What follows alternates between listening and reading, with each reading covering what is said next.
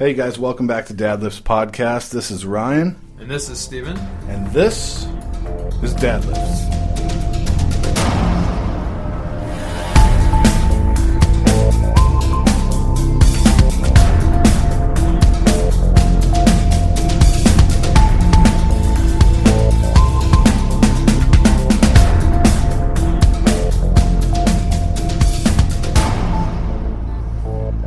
So our guest for today is Jim McKenzie.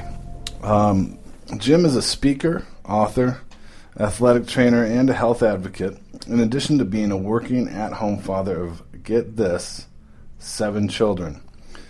He actually caught, I think, all 7 of them while his wife was giving birth, which is pretty crazy and cool.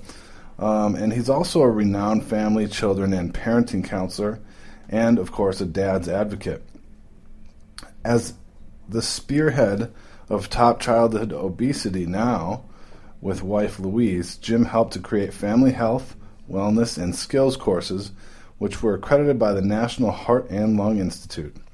Jim was also an athlete of national standing and is currently very active in trying to promote and improve the nation's family lifestyles and health naturally through healthy eating and exercise.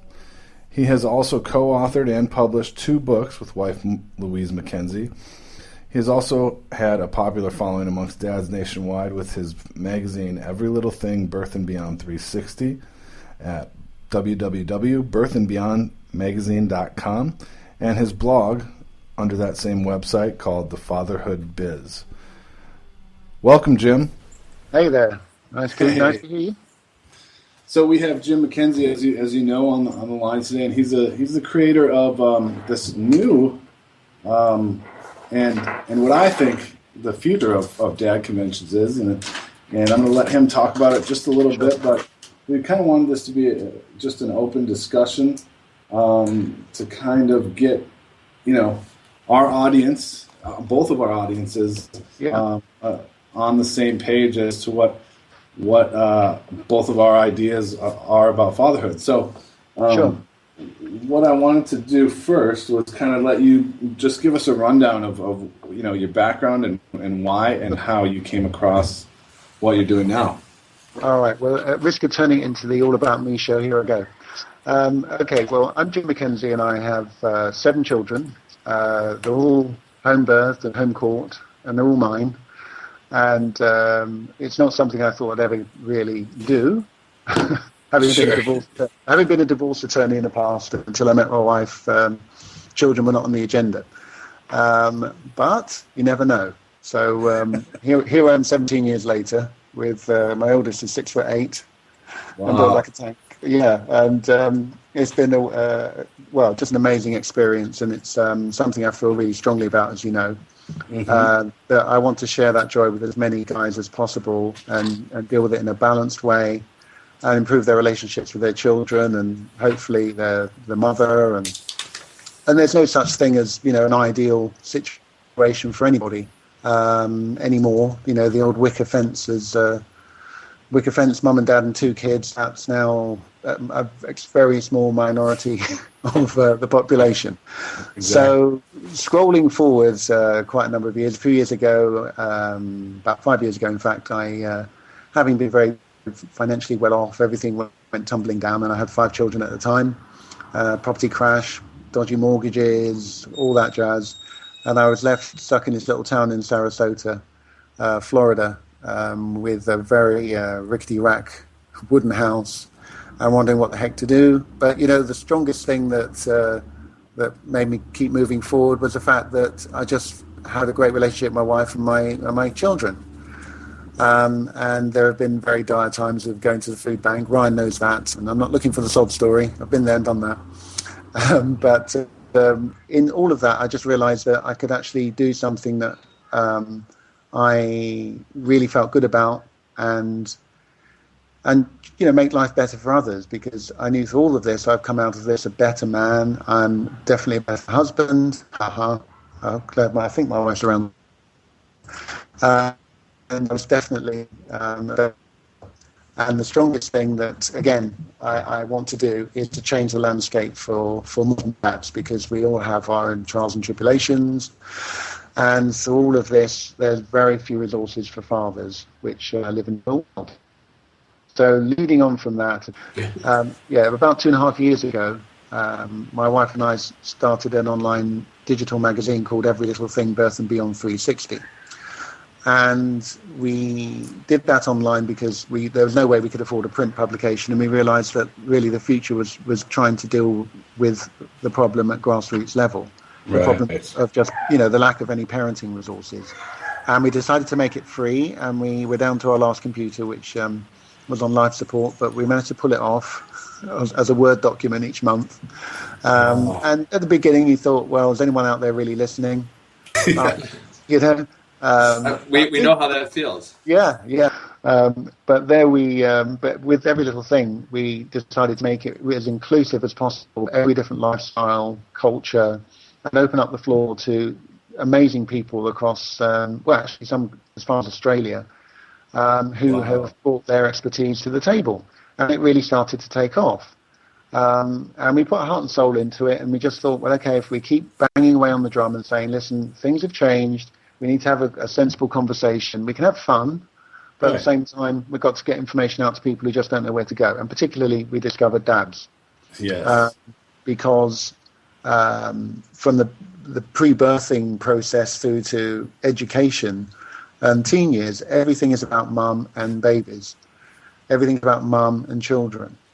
And I kept meeting more and more dads who just really thought, well, no, I'm really committed. I'm committed in my relationship. I'm committed to my children. But, whenever it comes to dealing with an odd guy or looking for a problem, who do I ask? And, guys can be, we're not supposed to cry and all this sort of old-fashioned crap that my father used to tell me. Right. Yes, we do. It doesn't mean we're weak. It's a strength. And if our children see us do it, they get a better... they just get a better model for their future relationships. Absolutely. And so, anyway, I'm doing my party little speech here because I'll probably go on. So blow the bullhorn if. No, I think that's perfect, and the reason I asked that, I think that everyone, ends up doing what they love, or whenever I run into somebody that's doing something great, there's always a story like that behind it. And I wanted you to tell yours because I think it's important. And it's a lot like my story. And just the same thing. I went out and looked for resources for fathers, and I was just blown away at the stuff that is out there. There's a very small amount, but the stuff that is out there is either, riddled with religion, or it's just plain wrong, or it's just a bunch of dads giving their opinions about things. And that's not what I wanted. I think we deserve better than that. Absolutely. So, and it's not an ego trip or anything. And I was very anxious to avoid that. So when I started the magazine, I really avoided the sort of frustrated Jay Leno type father. Because I'm not saying we can have fun. Right. What's more important to me is that you reach out to the next person and say, look, I did that wrong. I've got 7 kids now. I can't in any way see that at the beginning. I think the most responsibility I'd have for another creature was a goldfish. And then I got this thing that wiggles and poops and does all this stuff. I didn't know what the hell I was doing. And my wife and I, we were talking about it the other day. We were just saying that we, coming from very unsupportive families, and 4 very poor parents, we realised we could do a better job just by adjustment and improvising and communicating and seeing what worked and what didn't. And there's no way, if I was a single dad, I know for a fact I would need support. And if I was a separated dad who only saw my kids once a week, I know I would need support. Now, I can't speak for single dads or divorced dads. I mean, I've got this unusual relationship that I've been with my wife for 18 years, and we haven't had a day apart. We've worked together, raised the children together. I can't say that it works for me, but I can't say that would work for even one other person. I'm not that judgmental. But I do know that what I can do is I can bring the benefit of going through certain experiences and letting other dads who've had different experiences bring that into the conversation. And I've learned a lot from that, So scrolling forward with we call this section "Everything for Dads." Right. And initially there were a few sort of the ego type guys, the gurus who came forward, and I just wasn't into it. No disrespect, I believe they're trying to do something good, but it's not my method. And then I found more people who had more heart and who were more communicative, and they started to write for the magazine, get the magazine out there, and then after about a year of that, it had grown so much that in about February, March last year, someone suggested, well, there are a few events for dads. There's no competition or ego involved in this. It was just someone suggested, well, why don't you put on an event for dads? And it inspired me to really sort of push it forward into a convention, and then it's become a hotel and hang out for 5 days and all this sort of stuff, so that they can actually be part of it and to just build on the platform to say, okay, we want to change how reach. I can't even begin in an hour, let alone a day.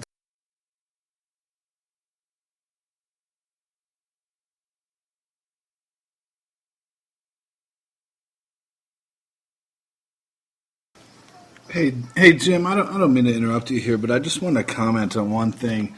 I really like that you brought I've never Plaxico dealt with Burst failure, on, so I kind of connected with that. I can't imagine, had made a mistake, so, and he on did one his level time you can see and has a second chance, and that's something that I and you both had. So tell me about that. Say, okay, we need to change it so that more pet dads are involved, the less this generation, because it's a fact. It's a fact that if dads aren't involved, that's where they're going. Absolutely. And 24.5 million dads don't see their kids at all. Not on my watch. And so we want to make people who can make a difference at the top listen and get parental education, get these programs in communities so that mums and dads can learn how to communicate better. And for dads, there may always be deadbeat dads, there are deadbeat mums, but the difference is that deadbeat mums usually have resources to help them. Absolutely. So that's what this is all about. If people think it's a political issue, well, they'll just have to deal with the political issue. But as far as I'm concerned, money needs to go to education and families first if we're a society that's worth living. Jim, I'm usually not. I'm usually interrupting everybody, but I think your story and your angle is so compelling. One thing that I know motivated Ryan with dad lifts, and I definitely bought into it, was there's so many areas in our lives, both professionally and in the gym, is a big component of dad lifts, the fitness aspect, where we're constantly trying to get better. And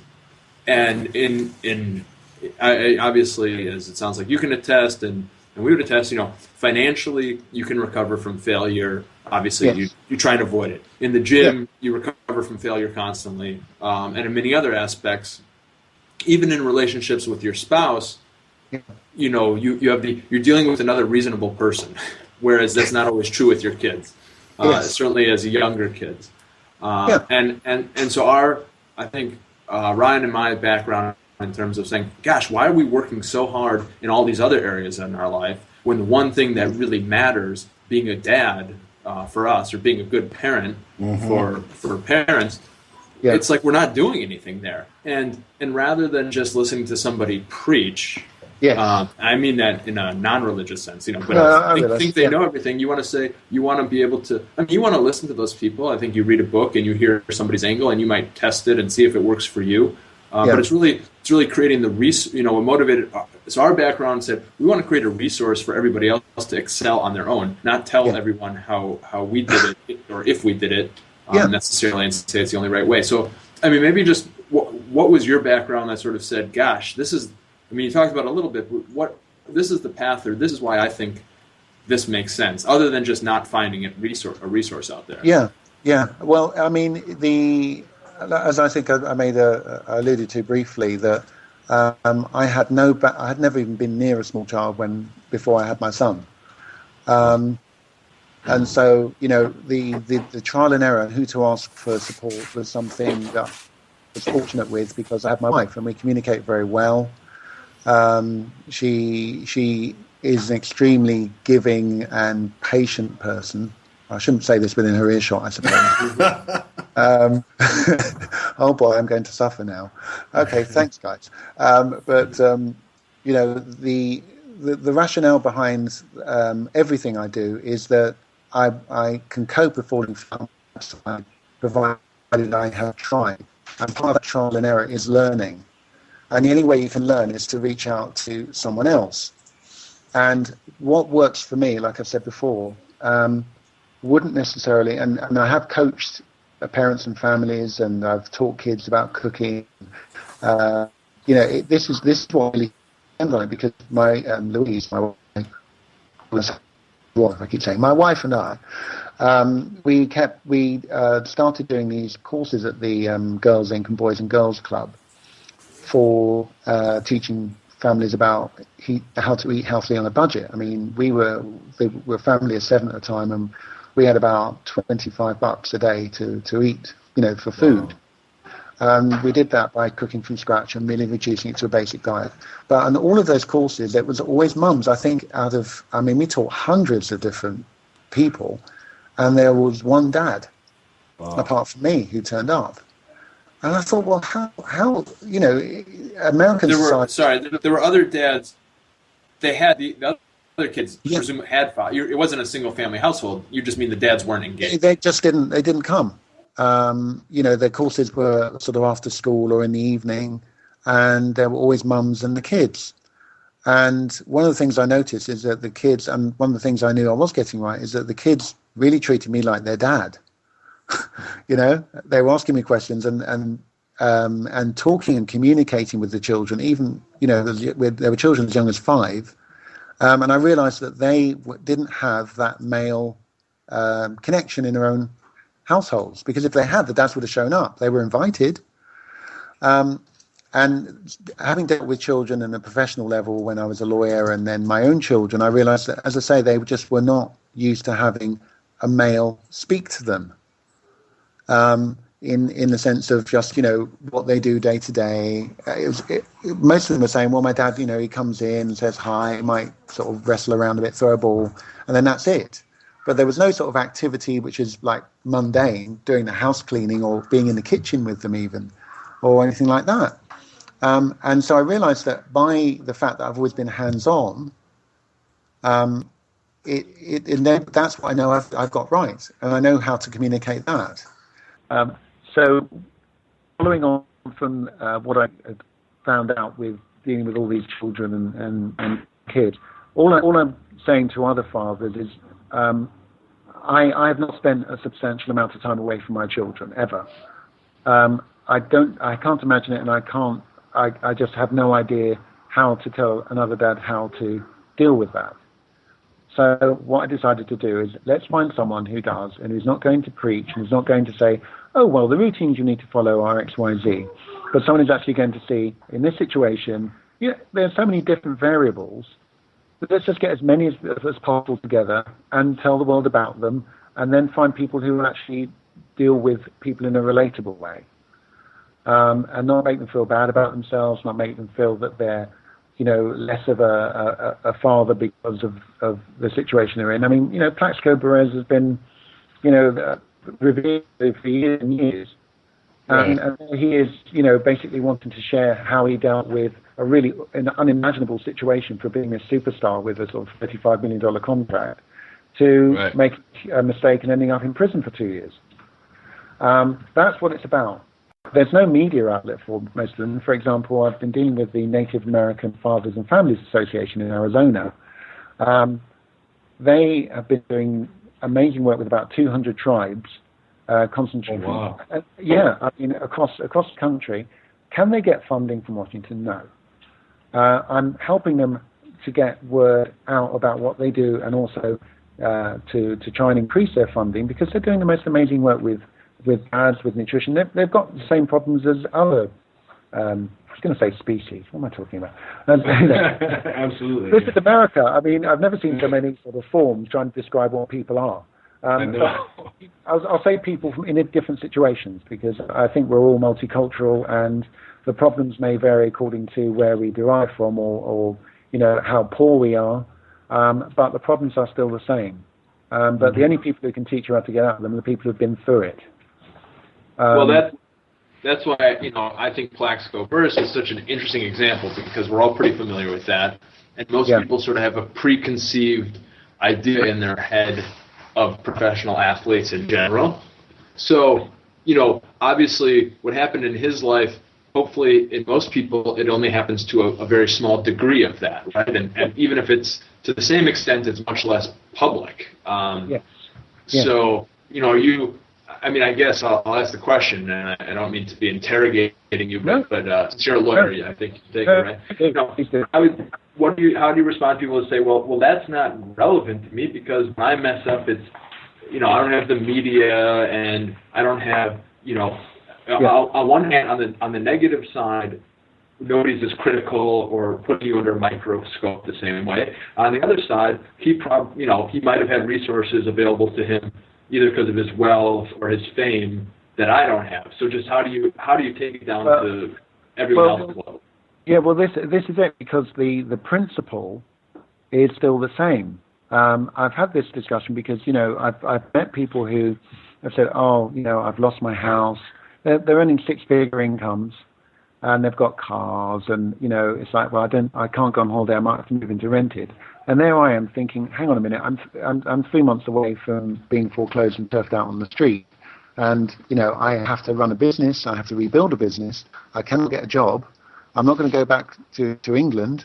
My situation is worse than yours. But what I've come to realize, and from being in a situation where I thought, well, what are you moaning about? You've got all the resources in the world. You've got family around you. You've got a job. You've got a car. And I'm thinking my situation is so much worse than yours. But the fact is that back in the day, when I did have a sort of 6,000 square foot house and I could go on holidays, I thought, well, when things started to go wrong and I lost my first property, I thought, oh no, my credit rating's going. I'll be honest, it's relative. And I'm not saying that, I've had that very same almost criticism of other people, and I've learned not to do it because, those little falls from grace, which you may think, okay, you can't afford your mansion now. They become, over a period of years, they become just as painful in many ways. My biggest insecurity was that I couldn't put a roof over my family's head. I couldn't afford to. Right. So what I'm saying is, until the story is told, you can't realize fear is still the same. It's a question of how you deal with that, and you have to learn how to deal with that. And once you have dealt with it, the fear goes away. I didn't want to tell this story about failing and losing all my money. It's the only thing I've ever really failed at in my life. And I spent a couple of months crying about it, waking up in the morning, not sleeping if I had, or whatever. Right. And I've turned it into my power now because I can tell the story from both sides. That's my experience. I think that's a good example of, now to answer my own question. I do that all the time. Help me. But it's that you can't take for granted that your situation is so unique or removed from anyone else. Yeah. that your situation is so unique or removed. And even, as you mentioned, I was fortunate. I grew up around a lot of other young relatives and family. So being around a baby was not a unique experience to me. Yeah. But if I don't share that with other dads and I just take that for granted, then not that I'm going to teach you or teach another dad how to deal with a baby, but at least be a resource so that if somebody has a question about an infant, I'm happy to answer that question. First, and now being a dad, so my oldest is about to turn 7. So knowing people that have 9-year-olds or 12-year-olds, they take for granted what their 12-year-old does, and I am very curious. How gosh, I can't imagine how much my 7-year-old eats. I can't even fathom how I'm going to feed him when he's 12. Not to mention, I only have 3 other kids for a total of 4, but. The amount of food we already go through, and the youngest one is an infant. Yeah. So. Yeah. Oh yeah. That does become. It was the biggest concern of mine, beyond even the house having no functioning plumbing and all these sort of things. It was the food, which was the scariest thing.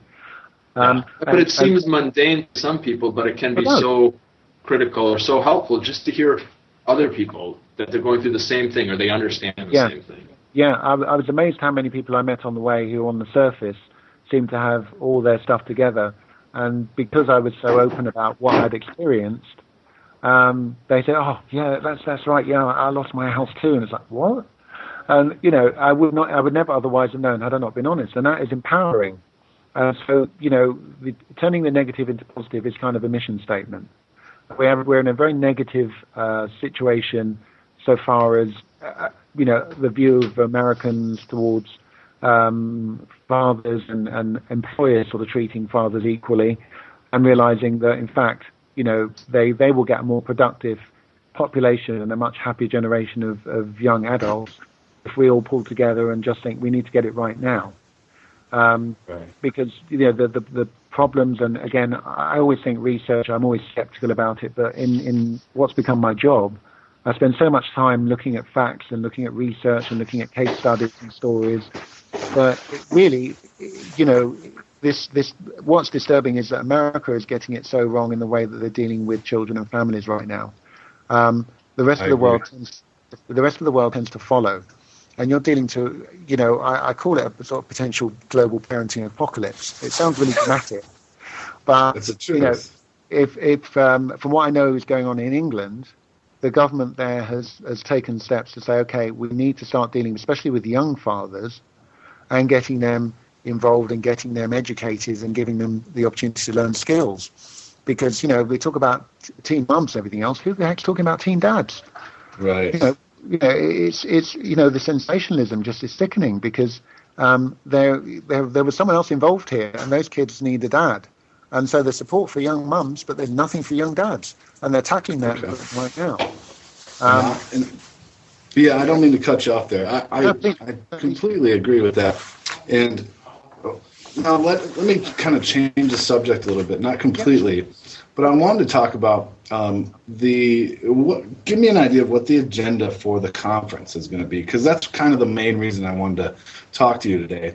Yeah. Is I think based on what you're telling me during this interview, I think the agenda that you might have for this conference is very intriguing to a lot of dads who maybe don't align themselves with other dad groups. So give us a rundown, if you would. Yeah. Okay. Well, the whole sort of dynamic of the convention is that it's about dads' issues, but it's not solely for dads. So by saying that women are helping to do, and one of the biggest problems is that a lot of women don't know how to introduce the dads into the conversation. The focus is about dads and how they can parent, but it's not an all guys together type of event. We've got midwives coming.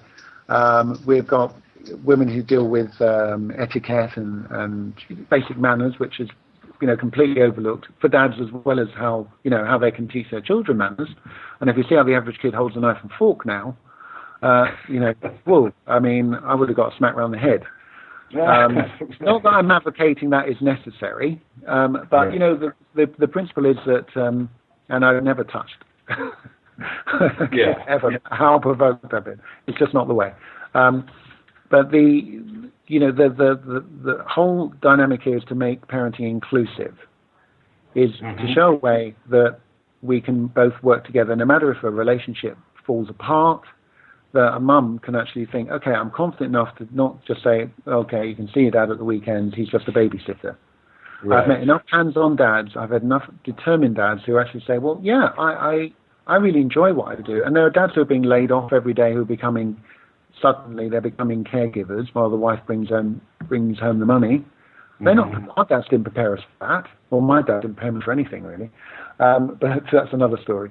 Yeah, So the whole dynamic of this is that the speakers are and the people who are participating are saying that we want to teach families how to communicate. That's at the root of the problem. Sure. And I don't know what your experience is with the birthing processes. We've used midwives, probably a dozen over the time, and of them maybe one was remotely sexist. It's about mum and baby. Right. Louise is she's always just involved me in the process. I will always be eternally grateful for that. And I thought, well, we're not the sort of guys now who will be outside the birthing room smoking a cigar. You know what I mean? Exactly. I mean, please, 1959. That was when I was born. Right. And what's your okay? So I mean, you've spoken over the last few minutes about teenage moms and dads, or dads who are totally disengaged. But I think there's also an angle and an appeal, and certainly on dad lists, I know this is the case, and I believe from what I've seen, it's your case too. What do you say to dads that are saying, I am engaged. I do show up at my kids' school, and I take my kids to dance class or gymnastics. What would that person get out of the Well, that person may realize that it sounds strange to say, but the joy of actually your child calling for you at 4:00 in the morning as opposed to mum, and and they have the nightmare and they want dad. And I say joy obviously because sleep is I haven't had a lot of that in the last 18 years. But the fact of the matter is that nurturing skill is one that, again, I certainly was not taught how to do. Mums tend to have skills passed down by their mothers or their grandmothers, but I'd say I can't speak for all dads on this, but most of the dads I've met, their dads were there. They may have put a roof over our heads. They may have said, okay, go and do your best, and cheered us on when we're playing sports. But who teaches you how to comfort a child at 4:00 in the morning? Right. Who gives you an example of that? That is a joy that I really cherish, and it's one I would love other dads to be able to know what to do when the baby is crying and realize that it's a cry for help, and work out what it means, and be able to do that without mum. And I assume you would invite dads that feel as though they have something to contribute, not just take. Absolutely, yeah. I mean, it's participation, and the format is fluid at the moment because we're getting people piling in and saying, "Hey, I want to talk here. I want to do about this." We're going to try and get as many different aspects as possible for people who have something to contribute, and get that word out. Because the most important, I always say in terms of, with the magazine, with advertising, say you may have the best product ever made, but no one's ever seen the best product ever made because no one's ever got it on the market. So far as I'm concerned, with fathering, the best skills have not been seen, and I know that just from a year or two of ploughing through and seeing, I find these people doing amazing things like the Native American Association, and finding another guy who's teaching dads how to stay fit and get their wives fit during the pregnancy. He's coming to shoot a documentary there. His name's James Goodlarty from Get Fit for Birth. I didn't know there were guys who were doing that. That's crazy. If you don't know about it, you can't enjoy it. And it's an enjoyable thing to know that's happening. Absolutely. I can't speak for everybody, but I'm buzzed by the very fact that there's even a possibility that we can keep this in the public eye. And I had a conversation with a lady from the Washington Post yesterday. So we're getting some national attention on it. And again, it's not about me at all. All I am is a hub. And so I want to find the most amazing people. The other thing is like Operation Veterans Promise. And I've been in contact with them. They deal with trying to rehabilitate soldiers. What these guys do is they literally go into whatever communities are needed. They'll put houses up for the veterans. They'll deal with all of the dealing with the red tape and to find them jobs. But I was talking to Michael Angeleski, who is the executive director of it, and he's introducing a quadriplegic dad who is bringing his children up, And the other situations is all these dads are coming back from the wars now. A lot of them haven't even seen their kids ever. Right. And then there's another 6,000 dads who are not coming back at all. Who's going to help the mums how to create enough of a fatherhood figure for their children? That's such a good point, because I was, mainly raised by my mother after the age of 10, and there were a lot of things that, she couldn't do or didn't do correctly. It's just not something you have ingrained in you. Yeah. So I think there's something for every kind of dad, is what you're saying. Yes, absolutely. And, we're looking for the positive. Right. Bring whatever is positive. We know what the negatives are. But this is it's an idea of looking for solutions that we can all actually understand, with minimum amount of psychobabble. Right.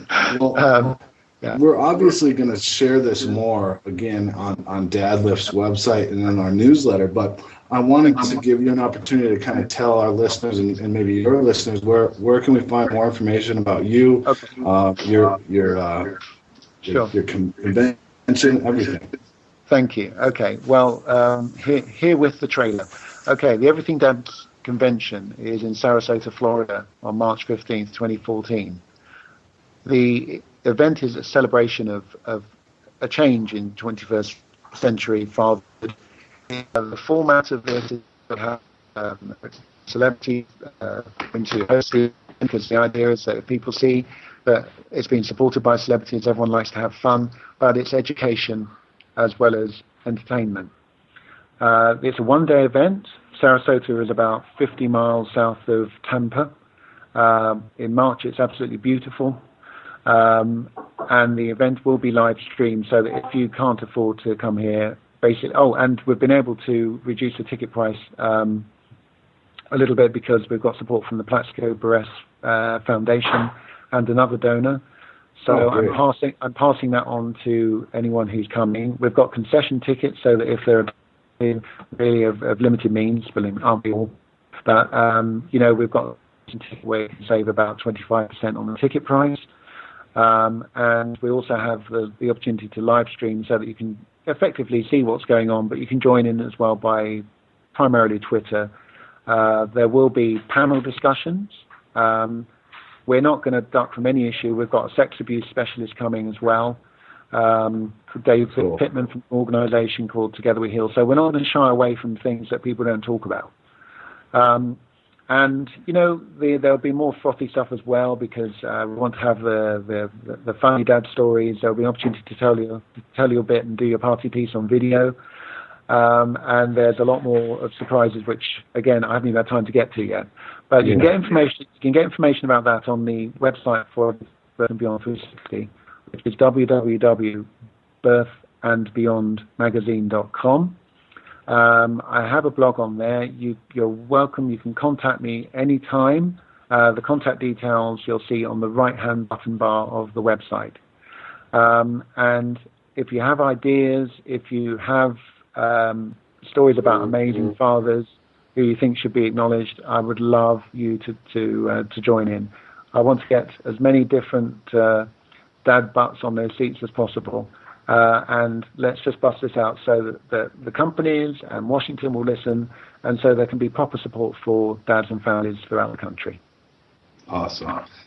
Thank you for taking the time today to I know you're a busy guy, to sit down with us and talk. And just so all you listeners know, really do contact Jim. That's what I did, and this is where we are now. So that's awesome. Thank you. He's very available, and so don't be afraid to reach out and email him if you know of something, or if you just want to connect and you're hired. So please do. All right, Jim.